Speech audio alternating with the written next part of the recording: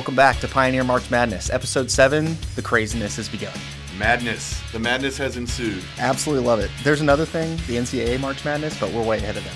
We're already into the thick of it. Super exciting. Everybody's still competing. All the groups competitive all the way through. We'll do like we normally do. We'll run through the groups, and then we'll hit the exciting stuff at the end. Speaking of exciting, Group 1, Westchester. 26 points in 2 weeks.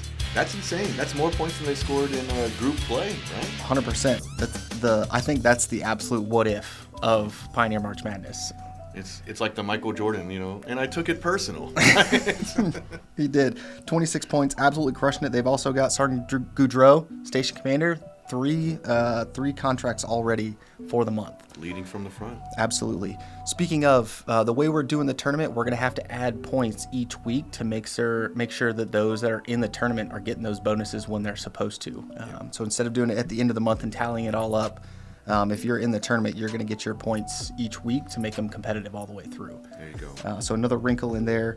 Speaking of people that have already got 3 contracts, we got Sergeant Bowman out of 2 Whiskey, Sergeant Adkins out of 4 Hotel, Sergeant Gifford out of 7 Romeo, and Sergeant Adams out of 7 Victor. Impressive, 2 weeks in. Sergeant Gifford, another station commander.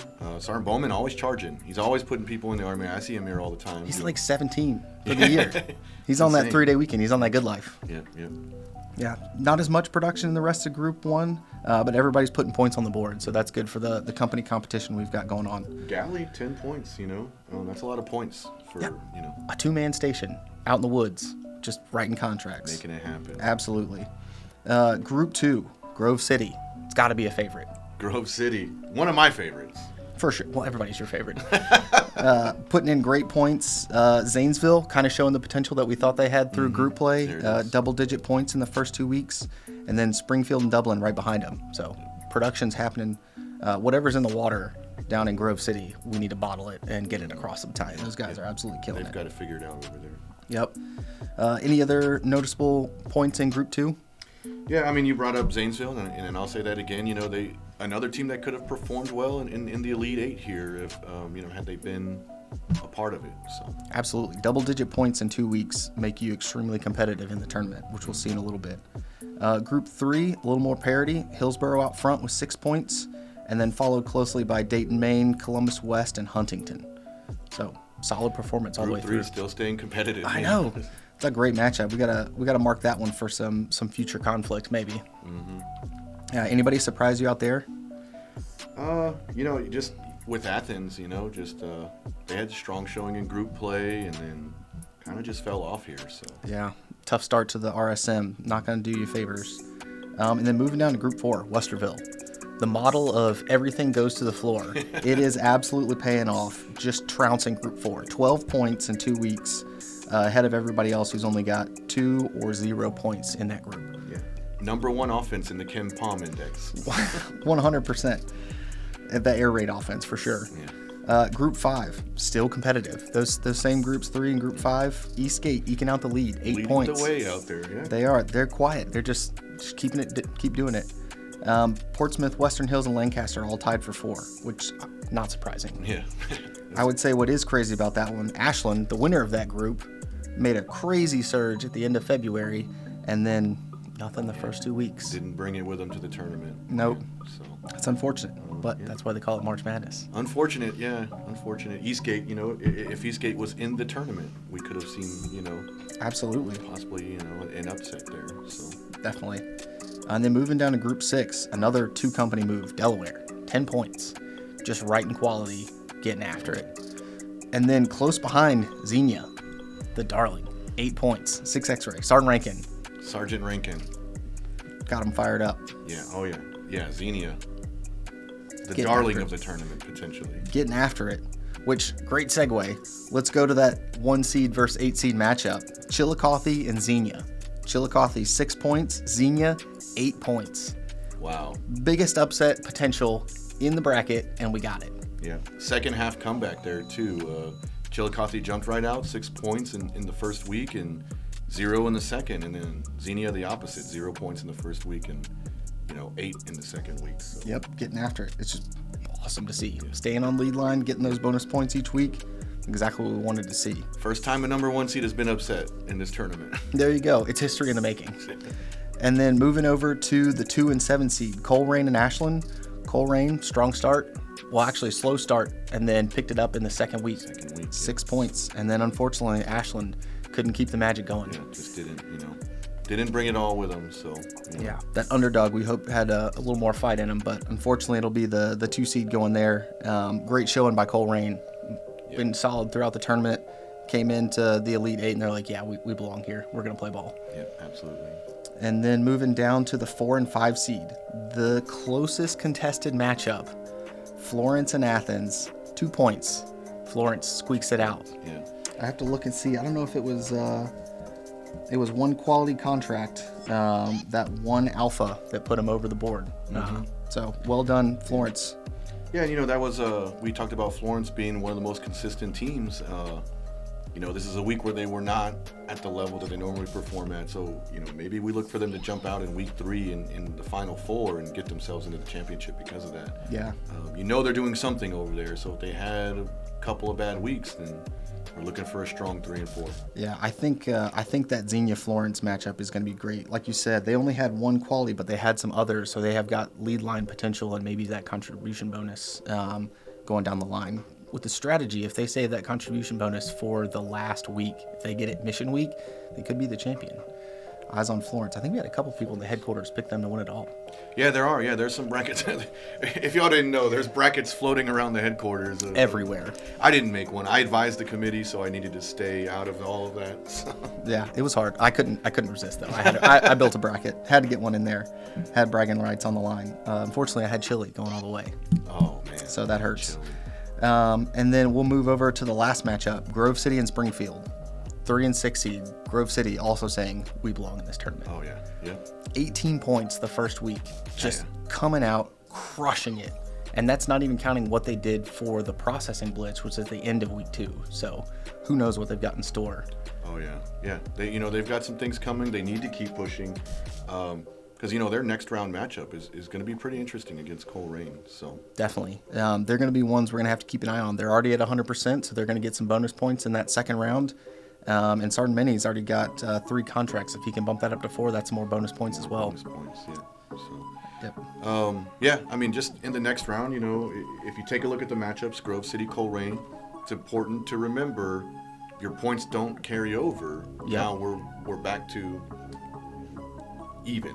Yep. Right. So, Grove City's going to carry their bonus points for already being on lead line. Yep. But you're not going to get those 18 with you, so you got to keep pushing if you want to get to the championship. Yeah, that 8-point contributor bonus, it's going to be tough to overcome if Coleraine or whoever's in the championship gets that either of those weeks for Grove City. But like we said, there's something in the water down there. Those guys are competitive. They're going to keep it interesting, I think. Mm-hmm. Yeah. What about the Xenia Florence matchup? Now, I'm really interested. Do we have a Cinderella story in the making here? What is Xenia going to do? Are they going to keep going? Did they give everything they had already? And then how is Florence going to answer? 2 slow weeks. What do they have? You want to know what's crazy? Xenia doesn't have their contributor bonus yet either. As a small station, they just wrote quality and were on lead line, so that's how they got their points. So. Wow. So it could get interesting. And they're probably going to close out mission. Yeah. So you got bonus points there. If they close out reserves, we could have another upset. Yeah. I'm calling it. Davidson, 2008. You're calling it? Steph Curry. The San Diego State, maybe, in the championship game? I'm going to start ranking Steph if they pull this off. That's just all I'm going to know him as. Here we go. Making the team do what they need to do. So that wraps up for Pioneer March Madness. But guess what else we have rolling on this month? There's a smaller tournament out there, right? It's a pale shadow of Pioneer March Madness. We've got Marauder Madness. We talked about it at the beginning of the month. They've got a different point system going off your total mission accomplishment and then losing points for future soldiers like we do. But the brigade released their rankings and how they've got the points. Mm-hmm. And good news is we've got people that are competitive in every bracket. Awesome. In the large company, Columbus is in 3rd place right now. They're only 2 points behind Grand Rapids and Lexington. So I did look through the numbers here. The contribution bonus, if you get that, that's going to be huge in the brigade tournament like it is for ours. And then also the weekly write rate. More people have points from the weekly write rate than they do from their overall production numbers. Really? So I think that's the secret sauce. If we can do that even flow and they get that weekly write rate per company, I think that's where we can pull away. and show these other battalions where they belong. Second place. Absolutely, yeah. So, I mean, this tournament, it's Marauder Madness. There's still something to fight for. Recognition from the brigade for your company, even if you're not in our tournament. 100%. Yeah, and then moving down to the medium companies, Lancaster and Barbersville, 0.1 point separate, 6.8 and 6.7. They're right there, and they're in fourth and fifth place. Didn't get the weekly right rate for the second week, so I think that's what's keeping them from in those top slots in the medium company. But we know both of those companies can absolutely crush it when it comes to mission week.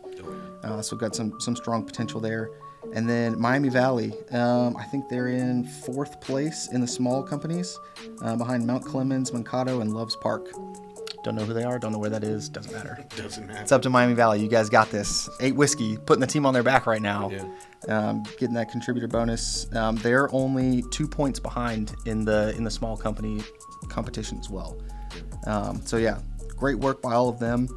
Which reminds me, the company totals that we had for our Pioneer March Madness. Completely forgot about it. 2 company, 16 contracts in 2 weeks. Yeah, wow. Lancaster took a bit of a stumble. Columbus is at 210 points. Lancaster in second place with 188. Yeah, and I thought that lead that Lancaster company had, I thought that was insurmountable, honestly. And now it's, Columbus company just jumped so far ahead of them.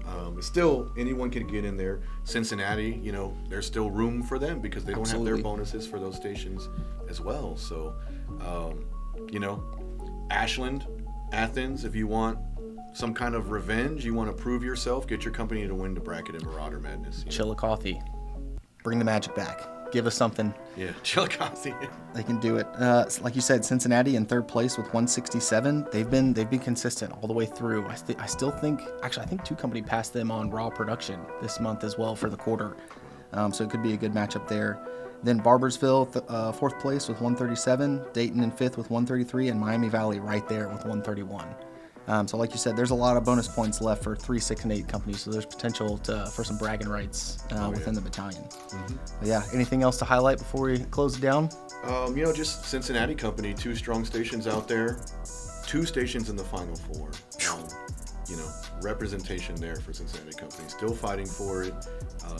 Eastgate scored points, so Cincinnati company is doing things, looking good for them. And, hopefully we see some good competitive matchups out there. I hope so. I hope it's down to the wire. We also had some stations that are already mission complete for the month, 2 weeks in. Didn't you have that list? Yes, actually I do have it right here. So obviously, you have Grove City in there. Westerville has made their quarter mission. Chillicothe has made their quarter mission. Coleraine, Westchester, Hillsborough, Galley, and Portsmouth. Portsmouth's big surprise made their mission, already. Impressive. With that huge, February finish, kind of drove them past. So. Yeah. So regardless what happens in the rest of the tournament, congratulations, you guys earned that 3-day weekend RSM April. Yeah. That's awesome. That's how you want to start the spring. That's how you want to start third quarter. That's awesome. Yeah. Grove City. I know there's a huge rivalry too between Grove City and Coleraine. This is the chance. Prove it to everybody. This is your chance. You can win. No one can take this away from you.